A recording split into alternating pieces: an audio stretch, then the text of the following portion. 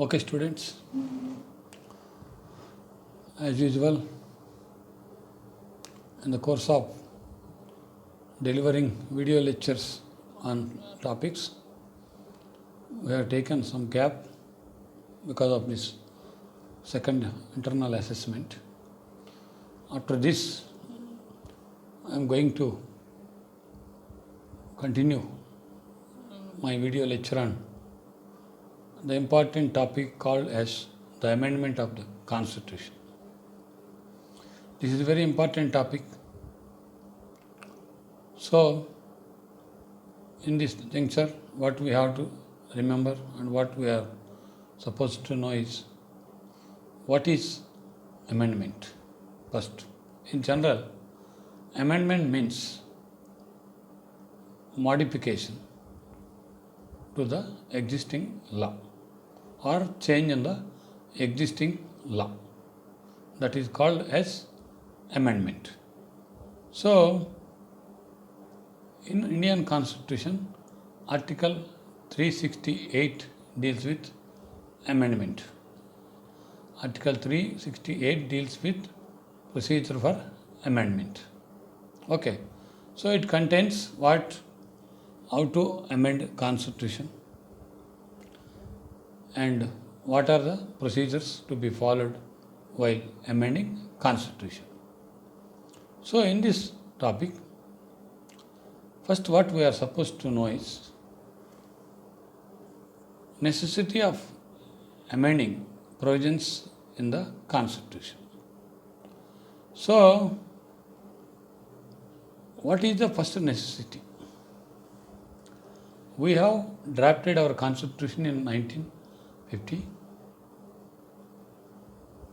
70 years passed.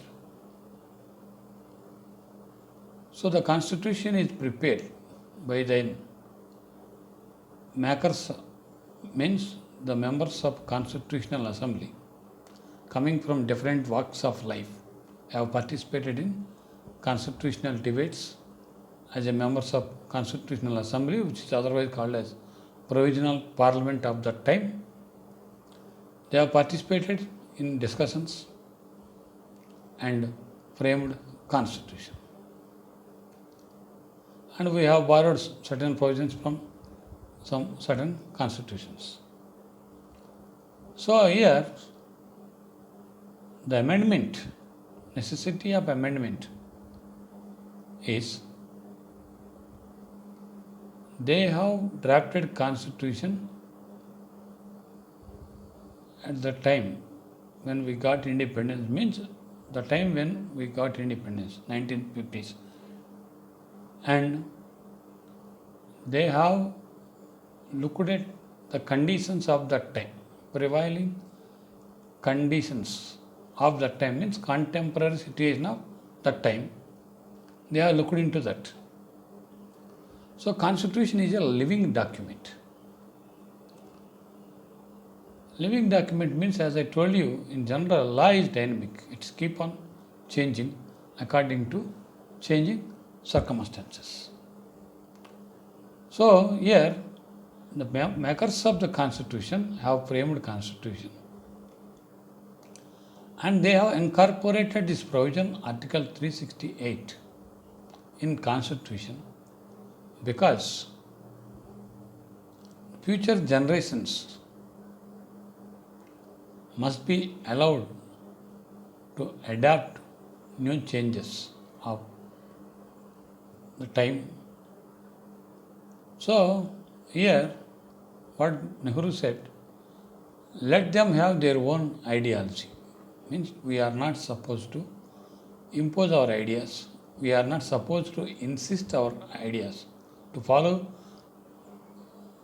insist our ideas. Let them have their own ideology because the time is going to change. Okay, so what happened? The provisions in the Constitution.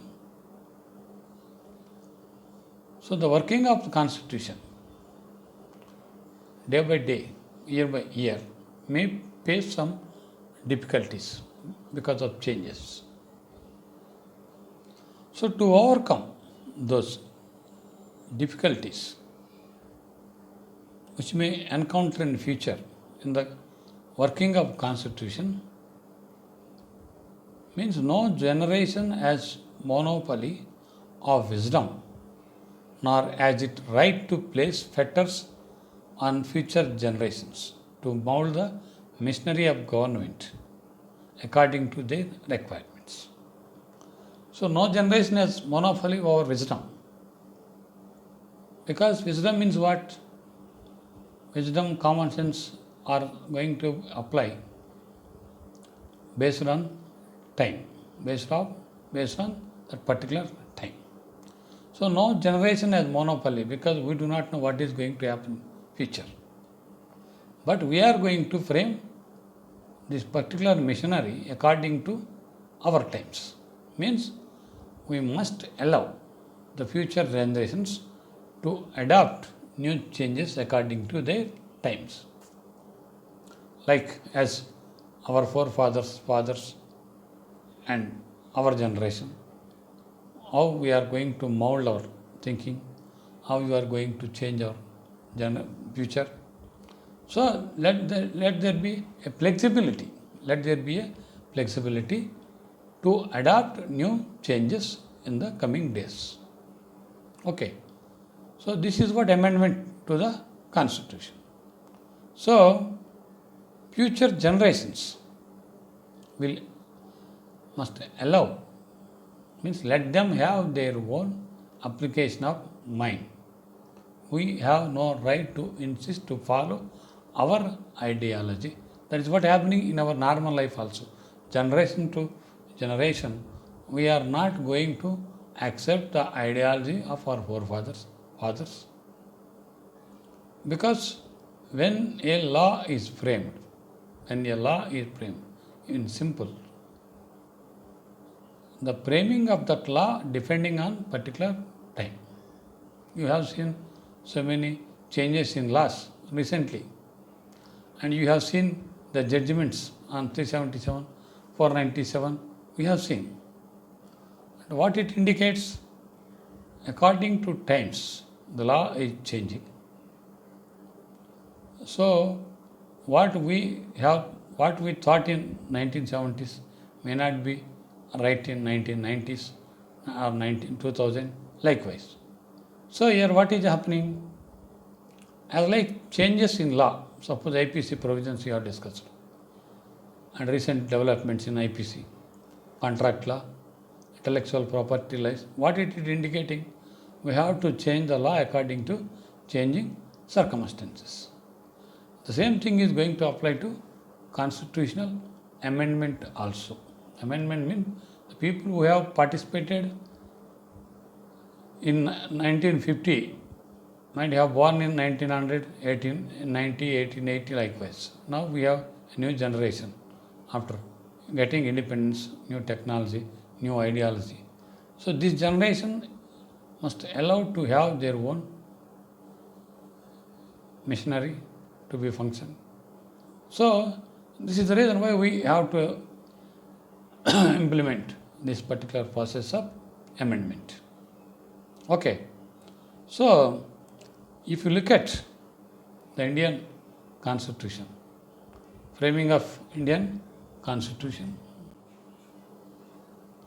So once we gave power to Parliament to amend Constitution, what type of procedure to be followed? Because you are giving power to Parliament to amend the Constitution. The object is to meet the needs of changing circumstances and to overcome difficulties because of passing of times. So in that sense, what we are supposed to know, when we have looked at the procedure to amend Constitution, we have not followed any other constitution completely. Suppose the amending procedure in American Constitution is very difficult. So is the case with Australia, Canada and Switzerland. So, the framers of Indian Constitution were keen to avoid excessive rigidity. They are anxious to have a document which could grow with the growing nation, adapt itself to the changing need and circumstances of growing people. Okay, so the framers of Indian Constitution, they want to avoid excessive rigidity. If the Constitution is rigid, what happens? It is very difficult to meet the changes. If the Constitution is so flexible, what will happen? Amendment is so flexible, the political parties will use it as a weapon to their political whims and fancies. So, Indian Constitution, the framers of Indian Constitution were also aware of the fact that if the Constitution was so flexible, it would be a playing of whims and caprices of ruling party. Once you give power to the parliament with flexibility, the process is very easy to amend constitution. Definitely the ruling party may take its advantage. At the same time, if you don't allow the parliament to amend the constitution, if you follow rigid procedure, again it is going to create difficulty to meet the new changes in the country. Because as I told you, law is going to dynamic. We have seen so many changes in laws. What is correct in 1970 is right tomorrow or today. What is wrong in what is right in 1970 may be wrong today. It's keep on changing. Especially the country like India, developing country like India, with largest democracy and so much of diversity. We need flexibility and rigidity both. Okay. So, when it comes to Indian Constitution, what is the procedure they have followed? Whether they have followed a rigid procedure or flexible procedure. So, if you look at this Indian Constitution, we have adopted a middle course. It is neither too rigid to admit necessary amendments, nor flexible to what? Or undesirable changes. So, it is neither rigid nor flexible. That is what we have gone for middle course. So, for that reason, because the amendments were too easy, there would be no danger of too hastily action all the time. So, if the amendment is going to create a difficulty, again they have to look it from a rigid angle. So, here what is happening? We have gone for middle course. So, the machinery of amendment should be like a safety valve. Safety valve should devise as neither to operate machine with too great difficulty nor to require in order to set in motion an accumulation of force sufficient to explode. The constitution makers have therefore kept the balance between danger of having non-amendable constitution and constitution which is too easily amendable. That is what middle course means. That is. So, what is the danger if you have a rigid constitution? There is no possibility of adapting new changes, which finally results in backwardness of country, either social life, cultural life, religious life, or economic life. But if you have too much flexibility, what will happen? The ruling party will try to take the advantage of constitution. So, if that is the case, there is no meaning for constitution. So that is the reason we have gone for both rigid and flexible provisions. So now you came to understand this amendment. Amendment is required. Even in our normal life also, we have to change ourselves according to changing times. Sometimes that is creating gap between one generation to another generation, what we witness in family life or our normal life. Okay. Same is the case when it comes to constitution. A country like India, the framers of the constitution have left it to the future generations to adapt themselves to the changing needs of the particular society. So, this is what amendment. So, if you look at the procedure for amendment, we have mentioned Article 368 deals with procedure. In latter cases, it is decided that it deals with procedure. Article 368 only deals with procedure to amend Constitution. So we have three types of amendments. So the first one is amendment by simple majority. Who is going to pass bill amendment? So amendment means you can present this amendment in any house, either Rajya Sabha or Lok Sabha, no problem. Either house of the parliament. So when it comes to these provisions, there are three types of amendment. First one is amendment by simple majority. Second one is amendment by special majority. Third one by special majority and ratification by states. Ratification by states. So the first one, amendment by simple majority. So articles can be amended. Articles can be amended by simple majority as they required for passing of ordinary law.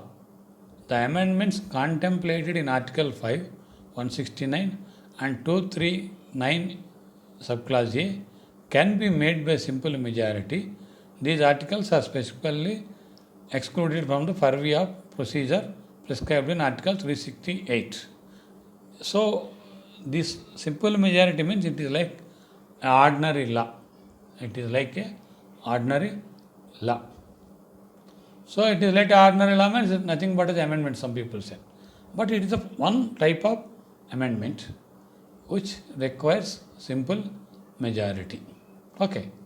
So first type, this is simple majority. Second one, amendment by special majority. Second one is amendment by special majority. So, articles of the Constitution which can be amended by special majority laid down in Article 368. So, which I have referred some articles in above first type of amendment. Apart from that, the category must be affected with the majority of total membership of each House of Parliament as well as by majority not less than 2/3 of members of the House present and voting. So, I mentioned some articles in above category. Okay, apart from that remaining, they require special majority means, as you know, 2/3 majority present in voting both the House. Okay, this second one. Important one is third one. So, by special majority and ratification by states. If they ask in exam, you have to write the three types of amendments. Simple majority, special majority.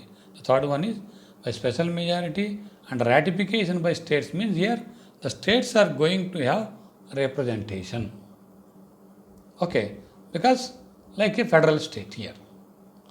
Articles which require the additional in addition to the special majority mentioned above, the ratification by not less than one fifth of, one half of state legislators. The states are given an important role, voice in the amendment of these matters. These are fundamental matters which where states have important power under the constitution, because you are involving the constitution, states. We are involving here, in this case only, the states are going to represent. In the process of amendments, we are giving special importance to states, more than half of the states. So, matters. What are the matters? Those election of president, Article 54 and 55. If you want to bring any change in this, you have to get the ratification of half of the states and special majority. Okay. Next, extent of executive powers of the union and states, Article 73 and 162, Article 241. Next, articles dealing with judiciary, Supreme Court, High Court and the states, union territories. Okay, next, distribution of legislative powers between centre and state, Article 245 to 255. The next one is Goods and Services Tax Council, Article 279A. Next, this is the best example, what I told you. Only after getting the ratification of half of the states, central government passes this GST. Next, any of the lists in 7th schedule. 7th schedule speaks about lists.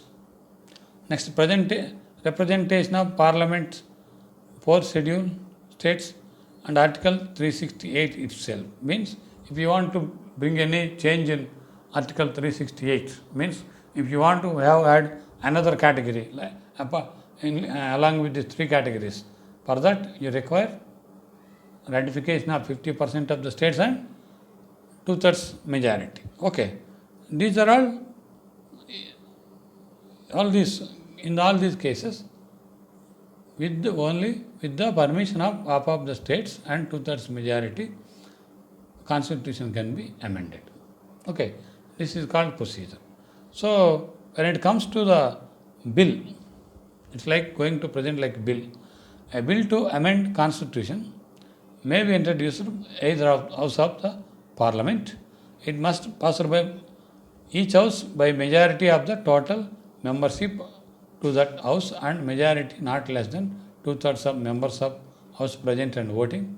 Okay, so when a bill is passed by both the houses, shall be presented to the president for his assent, who shall give his assent to bill, and thereupon constitution shall stand amended. But a bill which seeks to amend the provisions mentioned in Article 368 requires addition to the special majority mentioned above, ratification by half of the states. Okay, so, and this is how to present bill. Like a bill, we have to present it like a bill. Okay, so this is the procedure, 3 types of procedure, and this is how we have to present a bill. Means state legislators are not going to have any say in first 2 categories. The third category, half of the states. Okay, it's completely matter pertaining to both houses of parliament. Okay, so process. This is what process. The question is, if you look at Australia or America first, the constitutional amendment. Now we have discussed about procedure in India. America, a constitutional amendment can be proposed in either house of 2 ways, by 2/3 of votes of both houses of Congress, or by a convention called an application of the legislators of 2/3 states. An amendment proposed in either way of the 2 ways can be ratified in either ways 2 ways by the legislators of 3/4 states or by convention in 3/4 states. The difference, what I told you, there 2/3, here 3/4 states. If you look at Australian constitution, must be proposed by an absolute majority of both houses of parliament. It must be submitted to the electors for approval within 6 months and must be approved majority of the electors in a majority of states. If you look at these two Australian and American constitutions, both are very rigid. Both are very rigid. Okay. So Indian constitution, the makers have sought to find a via media between two extremes, extreme flexibility and extreme rigidity. Okay, so will duly meet the needs of growing society. Got my point. We have not followed American constitution, Australian constitution. Why we are not comparing with UK means UK is having unwritten constitution. We are comparing with Australia and American constitutions.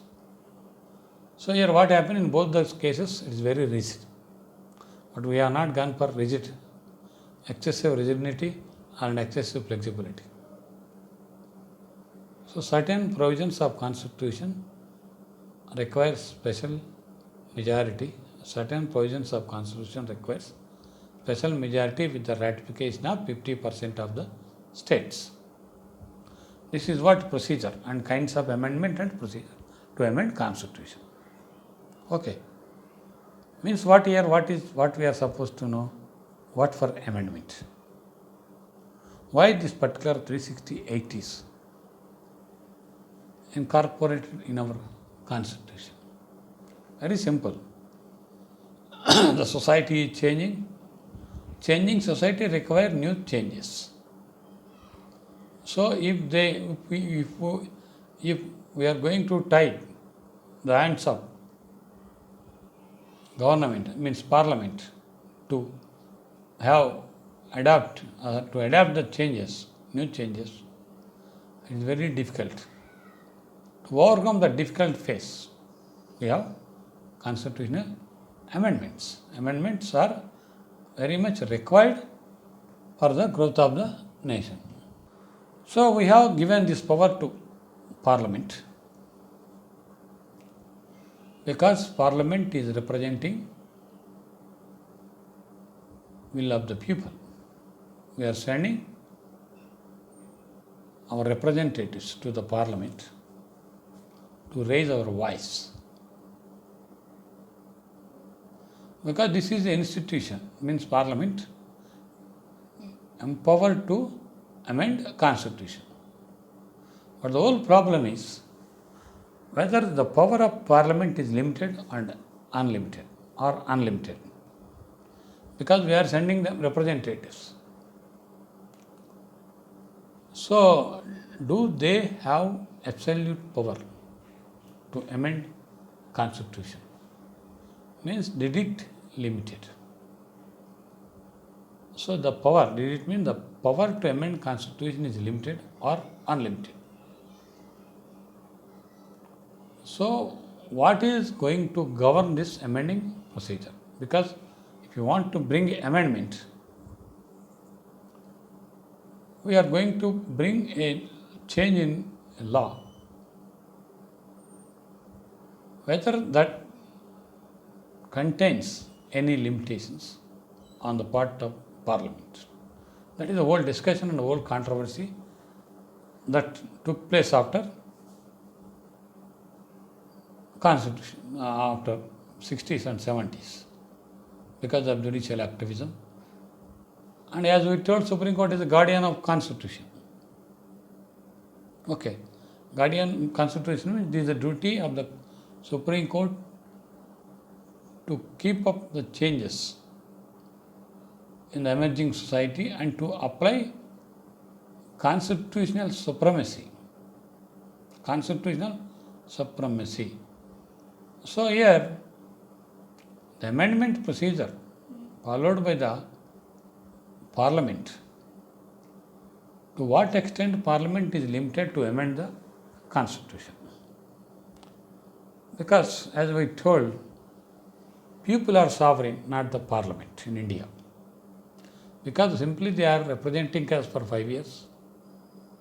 We have transferred our power to the parliament as a representatives. But our transfer of power is restricted with some guidelines. Means it doesn't mean they have every right to do what they want to do. So we have some power in our hands. Means we are taking the help of the judiciary, like Supreme Court, whenever that power is misused. Means that is what controversy in the beginning decades, whether Parliament is having complete power to amend Constitution. If Parliament is having complete power, what will happen? Did it governed by any guidelines? And to what extent Parliament can enjoy this power to amend Constitution? Whether that is subject to rule of law or not. Basically, the rule of law is prevailing. Means a king, suppose Parliament, if they feel that it is sovereign, if it feels its supremacy, to what extent it can do? So everyone is supposed to Constitution, means rule of law. So rule of law means applying Constitution. Means here law has to govern the state. Law has to govern the state. Means what? They can enjoy their sovereignty to what extent? To that extent, the sovereignty should not affect people, because the people are sovereign. So, in this context, the dharma or law, whatever you feel, is going to put some restrictions on the power of Parliament. Parliament is supposed to follow that rule of law, that dharma. Whenever they exceed the jurisdiction, Supreme Court is there to curtail their tail. Means even the king, in olden days, even king is also supposed to, he is sovereign to kingdom. The king is sovereign to kingdom, but he is subordinate to rule of law. If you say in Telugu, రాజు రాజ్యానికి సార్వభౌముడు, ధర్మానికి దాసుడు. If you look at our ethics, you will find this. రాజు అనేవాడు రాజ్యానికి సార్వభౌముడు, ధర్మానికి దాసుడు. Here also the king is sovereign to kingdom, sovereignty, but he is subordinate to dharma. Means exercise of his sovereignty is subject to the subordination to dharma. Same is constitutionalism. Means the working of constitution. Parliament means the or executive is subordinate to rule of law or dharma, you can call it as. So in that context, the power of the Parliament is limited or not, to what extent? That is the important area which we are going to discuss about landmark cases in this area. So I will continue my discussion in tomorrow class. Very important areas, important landmark cases. Okay, thank you.